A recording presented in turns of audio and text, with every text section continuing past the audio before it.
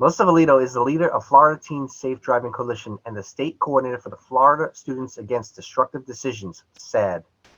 Believing that one life lost on our roads is too many, Melissa is passionate about youth safety and traffic crash prevention.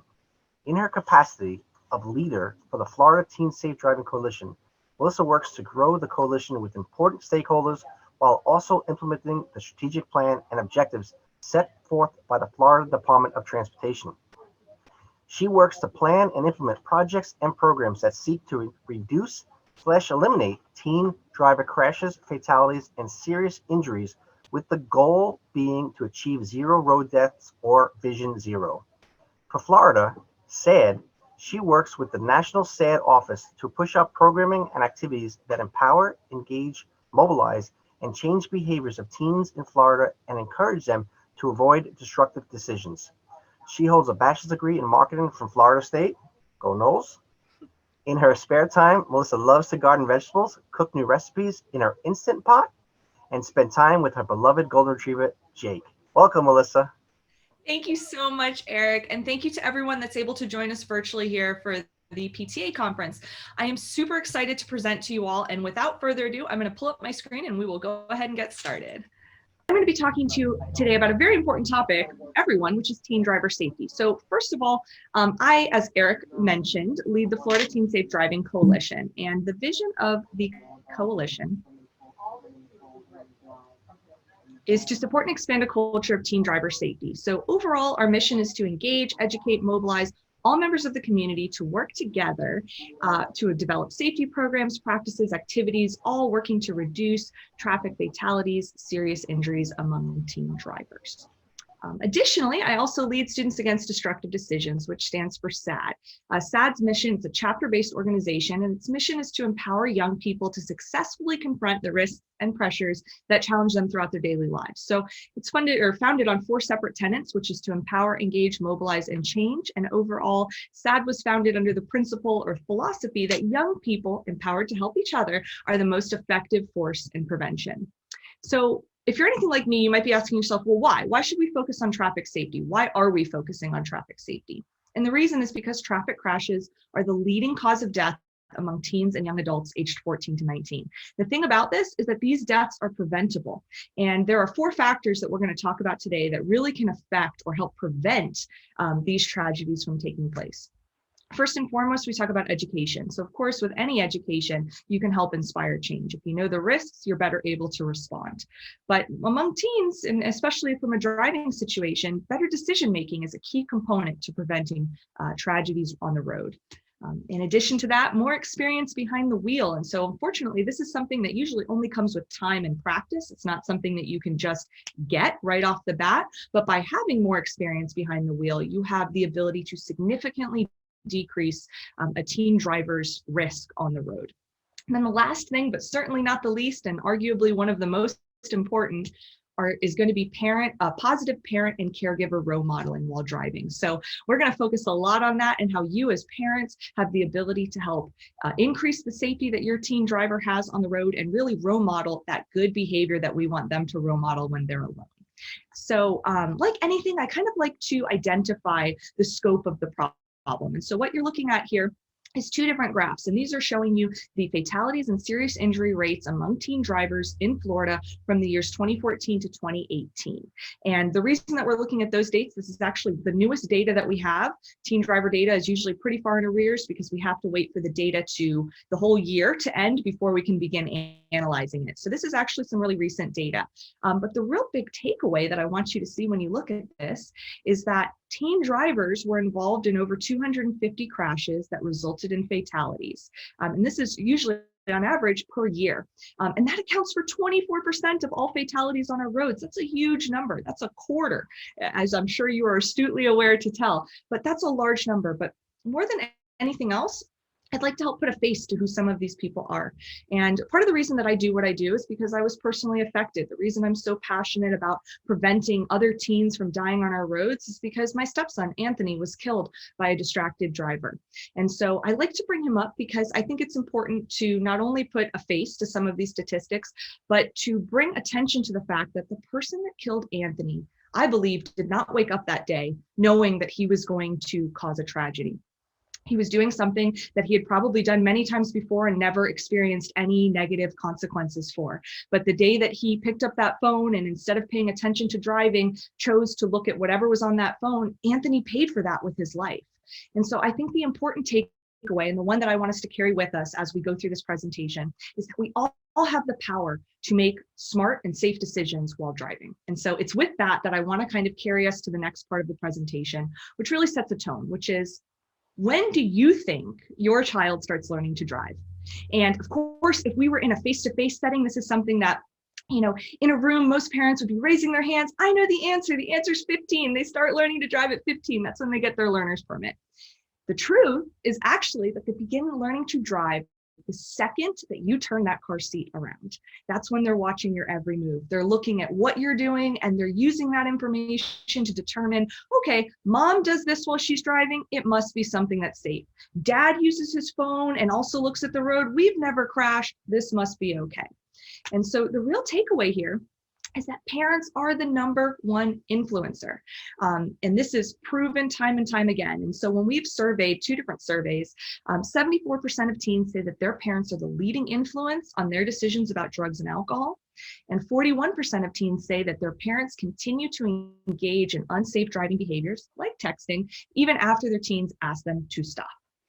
Out of that percentage, 28% of teens say that their parents then justify those unsafe behaviors. So, there's no one here to know what you do or what you don't do. So I want you to just subliminally in your head think, has your teen driver, or have you ever been in a situation where maybe you've not been making the most safe decision, and then you've turned around and tried to justify that behavior as being okay because you're good at it. And this kind of paves the way to a situation where, pre-pandemic times, I used to visit a lot of schools. And as we kind of come out of this pandemic, I'm looking forward to re-engaging those types of activities. But oftentimes when I would engage with teens, I'd be at a tabling event and I would say things like, hey, not to use your phone while you're driving, right? And oftentimes I would surprisingly get this response. It would be, I know using a phone while driving is unsafe, but do you know who's the worst about it? My mom. When I tell her to put it away, she tells me she's a great multitasker. And so this really started kind of me thinking, gosh, we're spending all this time educating teen drivers. They seem to know what the right thing is, right from wrong. And here they are having these really hard conversations with their parents, an authority figure that should be there helping guide their choices to make smart and positive decisions. And they're having to have this narrative back and forth. And I thought to myself, wouldn't it be interesting if we designed a campaign that kind of did a role reversal where we've got these teen drivers, telling their parents and encouraging their parents to make safe decisions behind the road as if they were the ones that needed this kind of training. So I'd like to share with you 4 very short videos that we put together with the funding from State Farm that we have to help kind of drive this point home. So hopefully we'll get these videos to play for you, but they're very short and I think they're pretty fun. So this is our first one.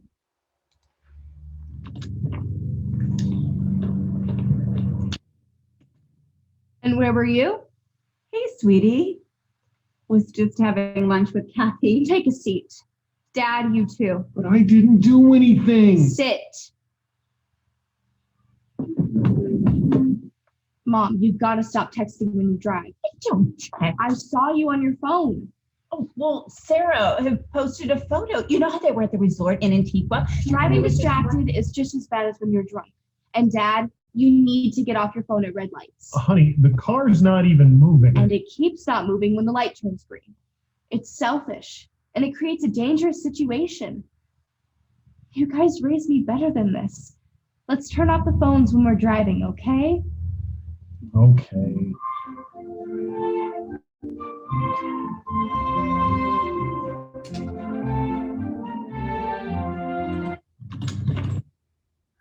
Second video. Dad, what is this?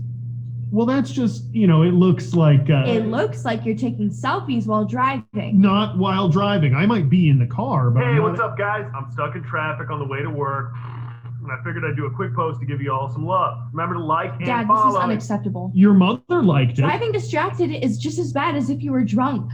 Let's put the phone away when we're driving. Okay, champ?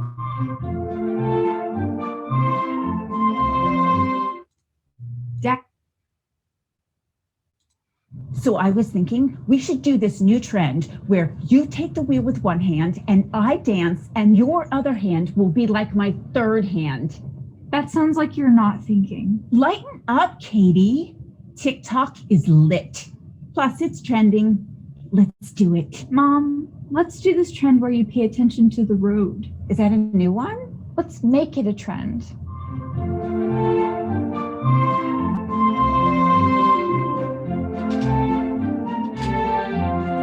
So I was thinking we should. Whoa, Dad, did you get a new car? You betcha, kiddo. Miller is not going to know what hit him. What do you mean? Well, my old ride couldn't keep up with his whip. Let's see him try and race me now. He is going to get wrecked. I think you're both going to get wrecked. I'm the most in-control driver on the road. Let's ask the neighbor's mailbox about that one. Dad, there's so much that's out of your control. You could really hurt yourself or someone else. All right. No racing. Does this mean I get the car?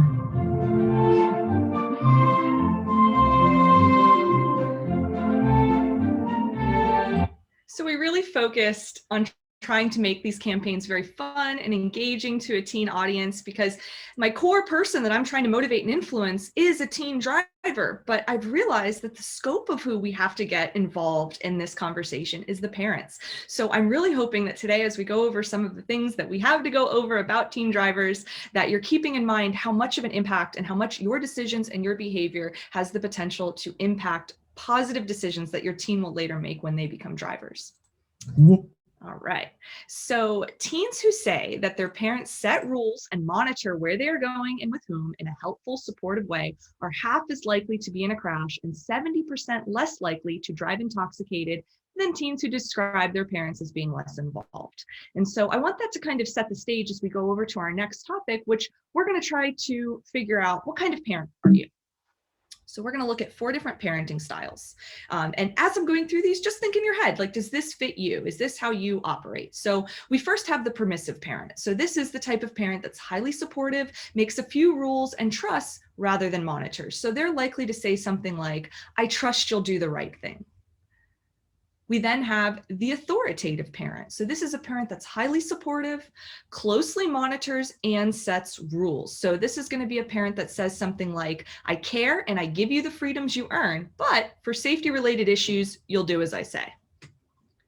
Next, we have the uninvolved parent. So this is a parent that sets few rules, does not monitor, and offers little active support. I tend to think that if you're here on a PTA conference, you're probably not going to fit in this role, but it's worth going over.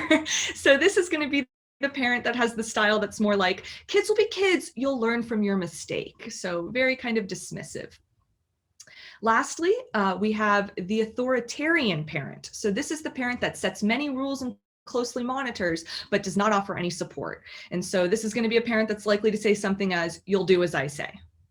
Okay, so when we look at all 4 of these impacted together, what we have found is that really that second one, that one that's highly supportive, closely monitoring and setting rules, the parent that's saying, I care and I'll give you the freedoms you earn, but your safety related issues, you're going to do as I say. That type of parenting, that authoritative parenting, is seen to be the most effective and balanced approach. These are parents that have clear rules, they have boundaries and expectations, but rather than saying, you'll do as I say, they open it up for a conversation, they explain their reasoning, they really engage their teen. So that's who we're going to try to be in the next kind of parts of this presentation. So I think it's an important idea to go over, important for everyone's education here, to go over some of the common issues that affect teen driver safety. And these are really going to be our top things that we want to be aware of as we have a new teen driver. First and foremost, we're going to talk about passengers as a distraction. So really, we're going to talk about 2 different types of distractions, but passengers are their own distraction. And oftentimes when I say, what do you think the #1 distraction is in a vehicle? Most people, regardless of age, they will say things like, oh, of course, it's a cell phone. And yes, cell phones are a very huge distraction, but for teen drivers, passengers are actually the #1 distraction. And so on the left side here, what you have, this is a study that was done by AAA, Foundation for Safety. And what they determined was that when you have 1 passenger in the car, your likelihood as a teen driver to be involved in a crash is actually increased 2 times. When you have 2 passengers in the vehicle, your likelihood for a crash increases 158 times. 3 passengers in a vehicle, crash risks increase astronomically to 270%. That's insane. And ironically, what they found when they looked at drivers that had an adult in the car, teen drivers who had an adult in the car over the age of 35, their risk of crash actually decreased by 62%. Pretty startling, but I think it indicates to you two different things. The younger the passenger, the more likelihood that there's probably going to be some shenanigans going on in the vehicle that you have to be mindful of. So when we look on the right side of the screen, what you're seeing is a self-reported survey of all the teen drivers that were surveyed, talking about different distractions that they see in a vehicle. And you'll see the first highest one that they see is other teens in the car. And then we start going into all the other distractions that having teens in a car can offer. So that can be loud music being played. Oftentimes you're dealing, you're a new driver, a novice driver, you're dealing with so many things, and that loud music can really be a distraction. Passengers dancing, I don't know if you've perused through TikTok, but that's a big trend of teen drivers. They're filming videos. I will say I see a pretty even spread. 50% of the time they're parked and safely doing it. The other 50% of the time they're driving and hosting what seems to be a podcast as they drive down the road. So, there are so many things to be mindful of, but knowing that there's a viral video trend on the rise is something to be mindful of too. Passengers acting wild, younger kids in the car. We're going to go into more detail about that a little later. Drinking alcohol, passengers getting the driver to speed. These are all things that affect teen driver safety. So just being mindful of them. Next, we're going to talk about drowsy driving. And we're going to talk about drowsy driving. It's actually a very teen-specific thing that happens. And so when drivers who sleep less than 8 hours are 1/3 more likely to be involved in a crash than drivers that have 8 or more hours. So it's so important that our teen drivers, just all teens in general, are getting the appropriate amount of sleep. It's important to know that driving after being awake for 18 hours is similar to driving impaired. So, drowsy driving is impaired driving to some degree. The majority of fatigue-related crashes are caused by drivers under 25. The other demographic that accounts for that most is actually commercial motor vehicle drivers. But the reason that teens are so susceptible to drowsy driving is because they need more sleep. They need more sleep than your normal adult in their adolescence, and they often stay up late or wake up early to go to school. Maybe they have extracurricular activities that they do in the evening time. They've got to eat dinner, then they've got to shower, do homework. They're staying up late and waking up early to get to school. So it's something to be mindful of, that they're getting enough sleep each and every time before they get on the road. Of course, we're going to talk about cell phone usage. Cell phone usage is a big distraction for teens. It's no surprise that using a cell phone while driving increases your risk of crash by 4 times, and that is regardless of whether or not it is hands-free or not. And I want to stress the idea that hands-free is not risk-free. Just because you are driving with both of your hands on the wheel, your mind is dedicated to having a conversation, and that is unsafe. It's one of the core things that we look at in the 3 components of distraction: visual, manual, cognitive. If any one of those 3 things are being dedicated to other activities, your mind is not focused on the road. The simple act of dialing your phone increases your crash risk by 3 times. And that's a very low load activity. So that's not taking into consideration something like sending a Snapchat or a text message. We're talking about just dialing a number. The more complex the task, the more brain load that's being taken away from the true act of what you should be doing, which is driving. Drivers using their cell phone look but fail to see up to 50% of the information in their environment, and that's known as inattention blindness. And this is something that teen drivers, being inexperienced, and we'll talk about that also a little bit later, it's insult to injury when you add that phone. They already don't have the experience on the road, and here we are distracting them from what they should be doing, which was scanning to help avoid or predict a dangerous road situation. This is something that I bring up because I think, given my audience, I think it's really important to think 53% of the teens who report talking on a phone while driving say that they were chatting with their mom and dad. And that's according to a study from the American Psychological Association. So when we get to the conversation of what we can do to help influence this, we're going to talk a little bit more about that too. And I'm going to give you some tools that you can use to hopefully identify when your teen is driving or not, so that you know not to make that error.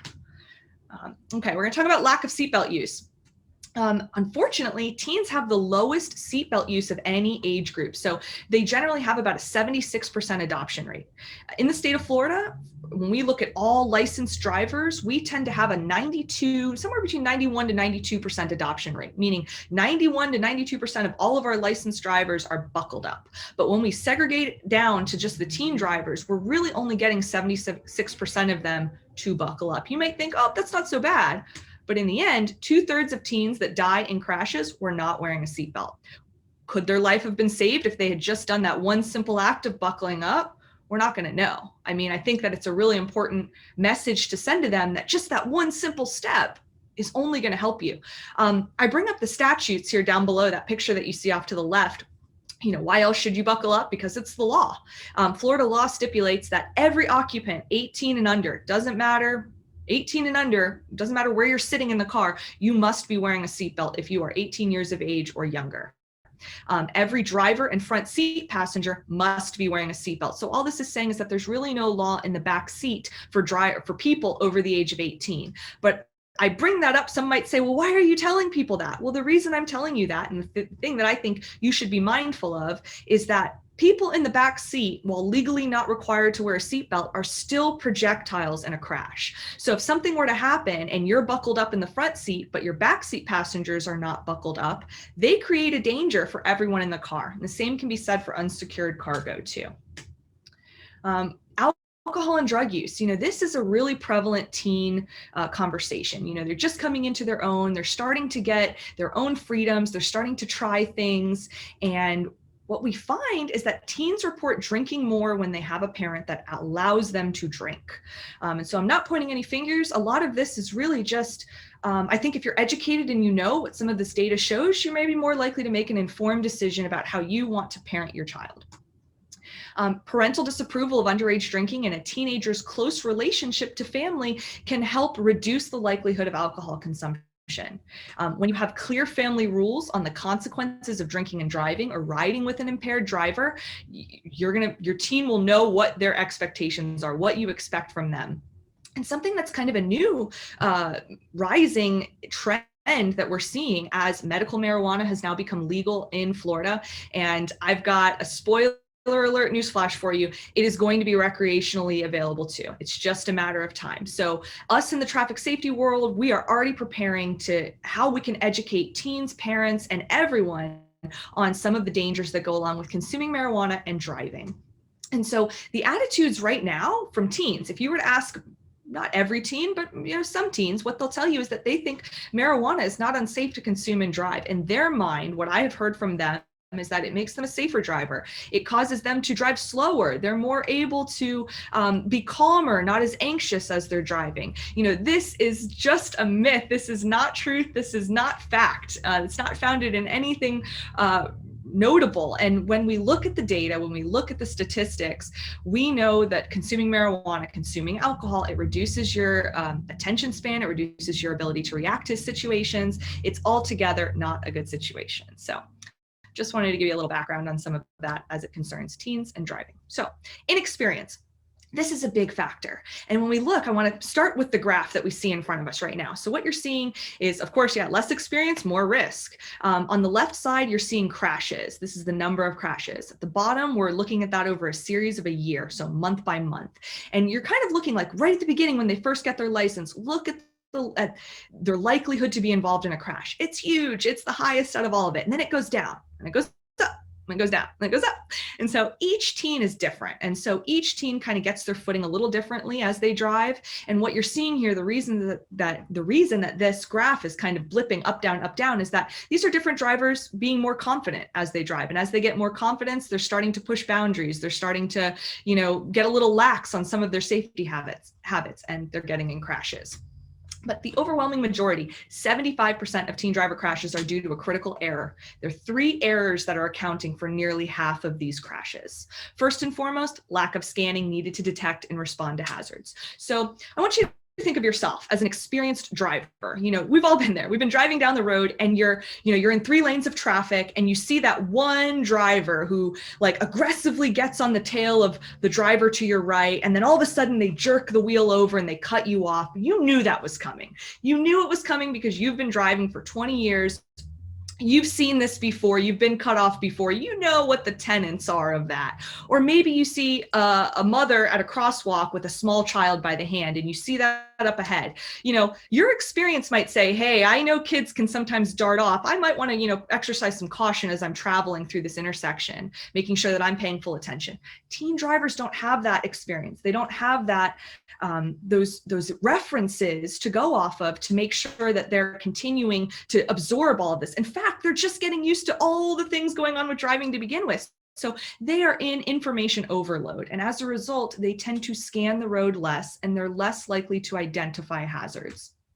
Along with that, they have a tendency to speed. And with their inexperience, it causes a lack of ability to negotiate or navigate certain driving situations. So going too fast for certain road conditions, or maybe taking a curve too quickly because they were speeding, these are all things that add into their risk of crash. Lastly, and this should come to no surprise, it's being distracted by something inside or outside of the vehicle. So we talked about some of the things that you could be distracted inside, whether that's a phone or passengers. That's accurate. Sometimes it's something outside of the vehicle. Like myself personally, I have to be really cognizant when I see a dog because I love dogs so much that's actually my cardinal sin, is that I see a dog and I'm like, oh, that's amazing. So we all have to be cognizant of what's going on around us and knowing, I think it's an ongoing effort to remain focused while driving. That's something that we all share. Last, but certainly not the only thing that can be risky for teens, is nighttime driving. So for all ages, fatal crashes are more likely to occur at night. So this is not just specific to teens. It does not matter what age group you're in. The likelihood of being involved in a crash is inherently higher at nighttime, but it's especially highest for teen drivers. And it has to do with what we just talked about, which is that inexperience. But it also has to do with lack of visibility, which that's something that'll affect any demographic. But when you start to add maybe alcohol or other impaired drivers that could be out during those times of night, you really start to have a real recipe. So we're going to talk in greater depth about something known as graduated driver's licensing. The important thing to remember, and I'll kind of advance both of these, is that graduated driver's licensing laws help teens and encourage teens to drive during less risky hours. And whether you know it or not, your teen actually has a curfew from the age of 16 to 17 when they get their license. And these are restricting the hours that they're truly allowed to be legally driving on the road. The important caveat to this that I want you to remember is that it's a parent's duty to enforce. So while it is a law and it is something that they can be ticketed for by law enforcement, the likelihood that law enforcement is going to catch them before you do is vastly different.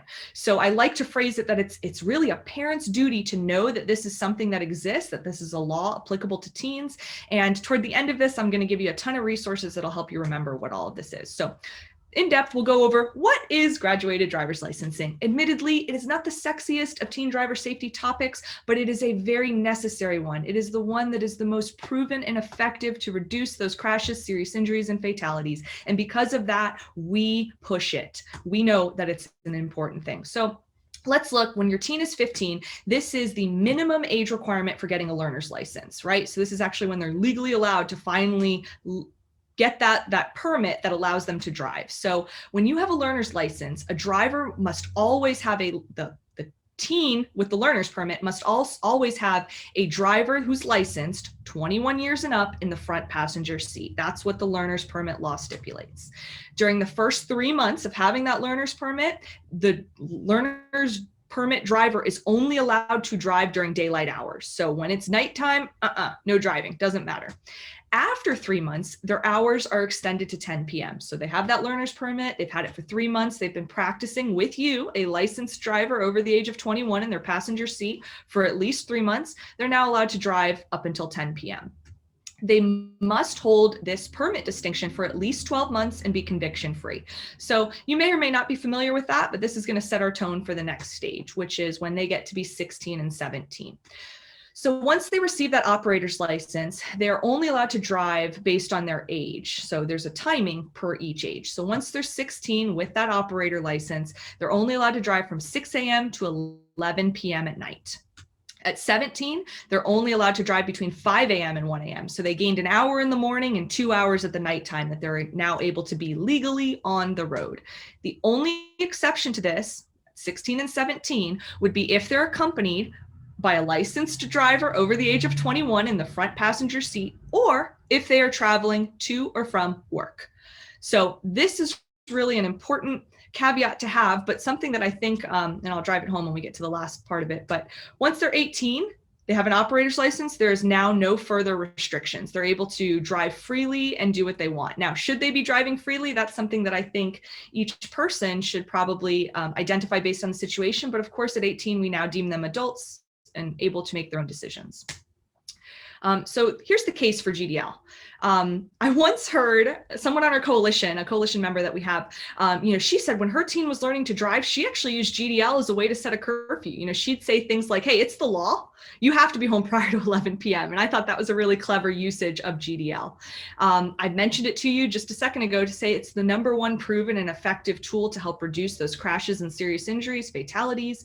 Because we have the data to support that, that alone is a really positive reason to pay attention to this particular caveat of safety. But the most successful graduated driver's licensing law, and that is not Florida's law. Florida's law does not have a passenger restriction. The most successful law actually limits passengers. So I encourage and implore you as parents to make sure that you're following that passenger distinction where you're not encouraging a ton of passengers in the vehicle and you're enforcing those times on the road. The last thing that I want to say about GDL is to think under the consideration of if your teen gets a license later, which we are seeing. Teens tend to get their license later nowadays, and especially with the pandemic and DMVs being closed for almost a year or a couple of months, it really could have set some certain teens back. So knowing that you have to have that learner's permit for a year, let's say you didn't actually get that learner's permit until you were 16 years old. You held it until you were 17. Well, now, technically, you're allowed to be on the road from 5 a.m. to 1 a.m. I would encourage you as a parent to kind of know what kind of teen driver you have, know how their experience is, how much you've been working with them throughout the process, and really try to use your best judgment in assigning some of these curfews using GDL as a guide tool. So I want to go over how you can respond. So we've just gone over a litany of different risky behaviors or different scenarios that could affect a teen driver. So how can you as a parent respond to some of these things? What can you do to help prevent this? So first things first, you can download a car tracking app. I highly encourage Google location sharing. It's something that is a free service that you can actually use to see mobility on your teen's location. So if you start seeing traveling, they're driving, they're in a car. They could be the ones driving. If you know that, don't call them when they're driving. That's something real easy that you can practice. And even if you don't have a location sharing tool like Google location sharing, sometimes you're in constant communication. Your teen is going to be headed to XYZ location at 7 p.m. Don't call them. Set an expectation with them that they should be texting you when they arrive at their destination safely. That's something that you can do in advance. Do not make them the sibling school bus. So we talked about passengers as a distraction. A lot of times when a teen driver gets their license, their full operator license, the parents are most likely to say, oh my goodness, great. Now they can take my 2 younger children. They can drop them off at school on their way to school. I highly advise against this, but we're going to go over some things that you can do if that's the only course of action you have. Of course, my first suggestion would be don't make them that person. Continue to at least send the younger kids on the school bus or whatever mechanism of transportation they already had, or continue taking them yourself. Let your teen driver be the teen driver, driving themselves if they can, if it's allowed. Always model safe driving behavior. So I think we've gone through this, the importance of why this is a good thing. So hopefully you understand why that would be important. Enforce graduated driver's licensing restrictions. These are things that we just went over that really make a difference. They move the needle, and keeping your teen off the road at a nighttime hour could be very beneficial to them. Set clear expectations on what is allowed and not allowed. And I'm going to provide you some tools a little later on that'll help you know what those expectations could or should be and ways that you can enforce those later on. Make it known that you will always be a safe ride option for them to be home.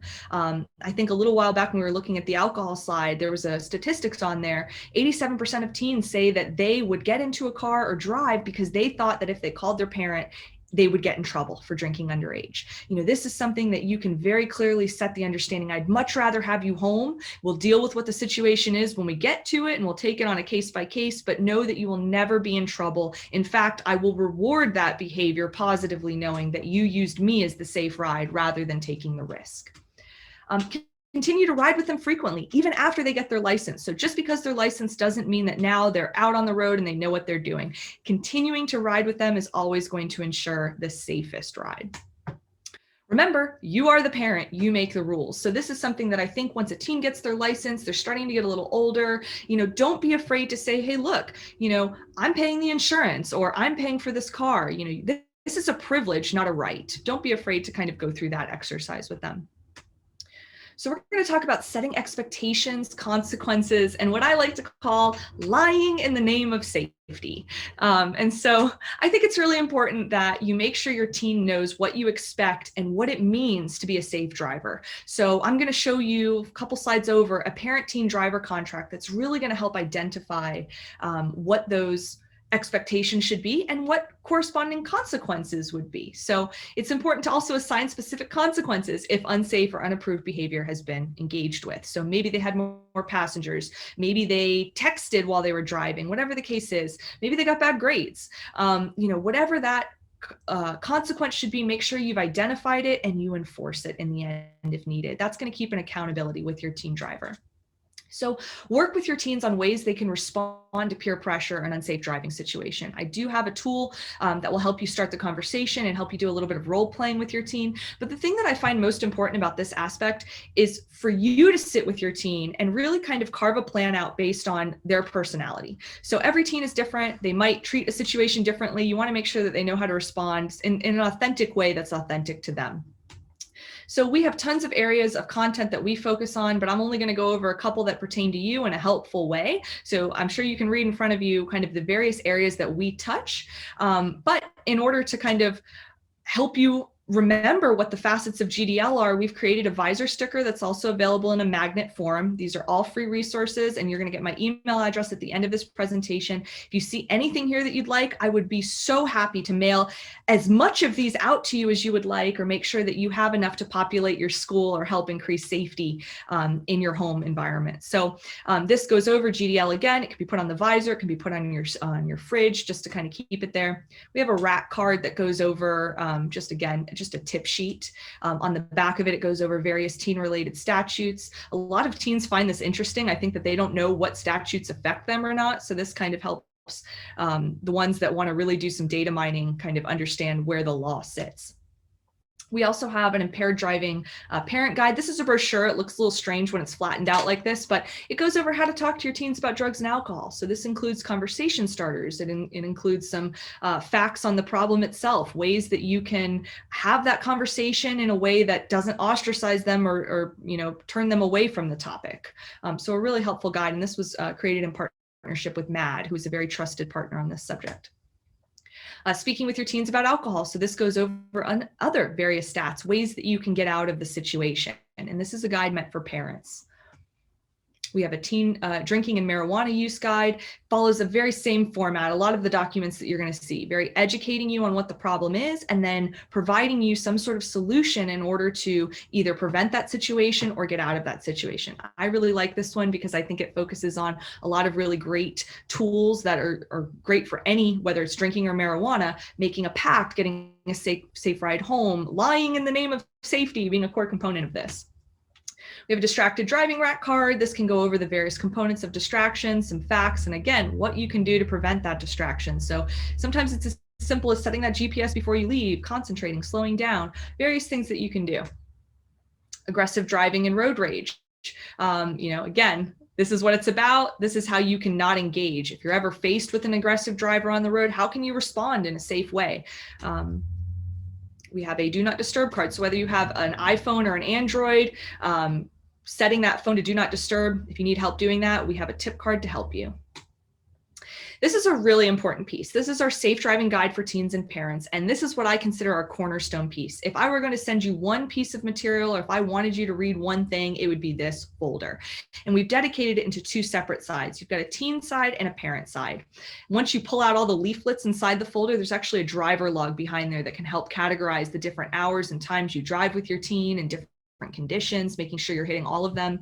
But it goes over various points like how you can communicate with your teen, how your teen can communicate with you, ways that they can get experience, some different statistics, why it's important to buckle up. I mean, I'm sure you can read on the left side all the different topics that are involved, but it's a really all-encompassing guide. And if I were going to give you a crash course document, this would be the one I tell you to request. We also have a ton of different traffic safety posters that are available for your use and distribution throughout your school. So you guys lead the PTA. This might be something that I can give to you for all of the stuff I would give to you for free. It's all funded through a grant. So none of this is at any cost to anyone. But we have a ton of really cool posters that can be put up in the hallways, driver's ed classes that go over things like staying focused, avoiding drowsy driving, how to be a pro passenger, educating on GDL, that really important and effective tool that prevents them from getting in crashes. Tips from the passenger seat, various distractions like eating, looking at a phone, texting, marijuana and drowsy driving, really thought-provoking posters that you can put up around your school. Again, free, all free. Also, we offer presentations and various engagement opportunities. So in the time of COVID, of course, we had to stop doing these presentations. But as a member of the PTA, I want to make you aware that we have a grant through the Florida Department of Transportation. And part of that grant allows us to bring a traffic safety speaker to a high school. So the only requirement of that, again, this is a completely free to you, free to your school, no cost. It's all funded through our grant. The only stipulation is that we have somewhere between 250 to 500 students in the audience. You may be asking yourself, I'm asking the same question, how does that look in a COVID world? The truth is, I don't know, but I will assure you that I am very willing to work with you on your situation or whatever that is at your school to ensure that we can bring this resource to you at no cost and really bring that education and awareness. It's super impactful. And oftentimes, once the speaker's done speaking, we have a trove of teens that are rushing them to talk to them or speak at how impactful their message was. So it can be a really core component to help raise that awareness at your school. On our website, which you see there, you're more than welcome to visit flteensafedriver.org and get a number of different resources, but we have various traffic safety resource projects. So if you have a SAD chapter, a Key Club, a Rotary Club, these are things that we've broken down into recipe style cards that teens can do at their school to help raise awareness on various traffic safety issues. There's also resources available through MAD, Mothers Against Drunk Driving. These are also free classroom presentations, mostly focused on impaired drug and alcohol driving topics, but these are all throughout the state of Florida and regionally offered to every school. So if you have the interest, there's contact information there. You can always get in touch with me as well. This is a picture from a traffic safety fair that we hosted. I like to just show it because in the previous times, pre-pandemic, we used to do tons of these types of activities. If you're interested in offering this type of thing, I would be so happy to be a liaison to help you organize something like this or offer resources that we can supplement to help increase engagement. There's a ton of virtual resources that you can use. So if your teen driver wants more experience, State Farm has this really great program. It's called an essential guide for new teen drivers. This is something that's available on our website. It's a modular based application. They can go through and learn a ton of different on the road skills. AAA Teen Driver Resource Center. This is something that you as parents can sign up to receive a digital newsletter that'll keep you posted on various subjects, but also your teen can get discounts related to safe driving. And AAA, and I'm not endorsed by AAA, so this has no affiliation to them, but it's interesting to note that they offer free membership to teens. So that's good to mention. For Driving Skills for Life, this is an online simulation module. So I've taken it. It's about a 4-hour long course, goes over a ton of different things. And when they've completed it, they can get a course certificate that most insurances will accept for a discount, for a driver discount, a safe driver discount. So all of these things as a singular option are not going to increase safety, but doing a majority of them are really going to help your teen become a safer, more confident driver. And it's certainly going to give you a little bit more peace of mind too, to have them out on the road. So I really hope that you've enjoyed this presentation. If you have any questions, if you want any resources. I am here for you. I am very passionate about traffic safety and preventing something like this from happening in your community. So if you want any additional information, you'll have my contact at the end, but there will be some final evaluations that you can do based on maybe what you enjoyed, didn't enjoy about this presentation. So definitely fill those out. I think it's important to the planning committee on how they source different subjects. So please give your honest feedback there. And lastly, I will leave you with my contact information in case there is anything that I can do for you. So thank you guys again so much for the opportunity, and be safe. Melissa, that was an incredible presentation. The parents that are watching this from wherever they are going to be so impressed with the tools and the resources that are available. You, as the leader of the Florida Teen Safe Driving Coalition, have put together an amazing amount of resources, free, let me say it again, free to parents and schools throughout the state of Florida. You've covered a lot of information here, and ultimately, you know, your goal, like our goal, is to keep kids. We want kids to be safe. We want families to be safe.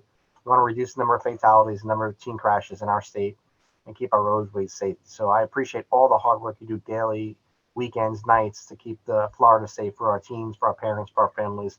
And just in closing, you know, like, there's so many walkaways that I have, but you know, lying in the name of safety is so impressive. And as a dad of 3 daughters, I have done that. Have driving daughters. I have done that throughout, you know, their young driving experiences. So it's okay as a parent to do that, because you're trying to keep them safe and your family safe. So Melissa, again, on behalf of the Florida PTA, on behalf of the entire state of Florida and the work that you do, I'm proud to call you my friend. I'm proud to serve on the coalition with you. And I just am so impressed about the amount of resources and tools that you made available for parents today. So thanks again. My pleasure. Thank you guys for having me. So I really appreciate that. And so thank you very much, Eric.